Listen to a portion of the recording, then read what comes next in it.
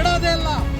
ಇದೇ ರೀತಿಯಾಗಿ ಇವರು ಪದೇ ಪದೇ ಕನ್ನಡಿಗರನ್ನ ಕೆಣಕುವಂತ ಕೆಲಸ ಕಮಲ್ ಹಾಸನ್ ಮಾಡ್ತಾನೆ ಇದ್ದಾರೆ. ಅವ್ರು ಸಿನಿಮಾ ಪ್ರಮೋಷನ್ ಆಗ್ಬೇಕಾದ್ರೆ, ಸಿನಿಮಾ ಗೆಲ್ಬೇಕಾದ್ರೆ ಕನ್ನಡಿಗರಿಗೆ ಬೆಂಕಿ ಹಚ್ಚೋದು, ಕನ್ನಡಕ್ಕೆ ಬೆಂಕಿ ಹಚ್ಚಂತ ಕೆಲಸ ಕಮಲ್ ಹಾಸನ್ ಮಾಡ್ತಾನೆ ಇರ್ತಾನೆ.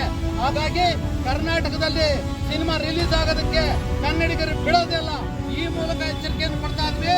ಅವಸರದಲ್ಲಿ ನೀವು ಪ್ರಮೋಷನ್ ಮುಗಿಸ್ಕೊಂಡು ಹೋಗಿದ್ಯಾ, ನಮಗೇನಾದ್ರೂ ಮುಂಚಿತವಾಗಿ ಗೊತ್ತಾಗಿದ್ರೆ ನೀನು ಮುಖಕ್ಕೆ ಮಸಿ ಬೆಳ್ತಾ ಇದ್ವಿ. ಕಮಲ್ ಹಾಸನ್ ಅವರೇ, ಎಚ್ಚರಿಕೆ ಇರಲಿ. ಕನ್ನಡದ ಬಗ್ಗೆ ಮಾತಾಡಬೇಕಾದ್ರೆ ಎಚ್ಚರ ಎಚ್ಚರ.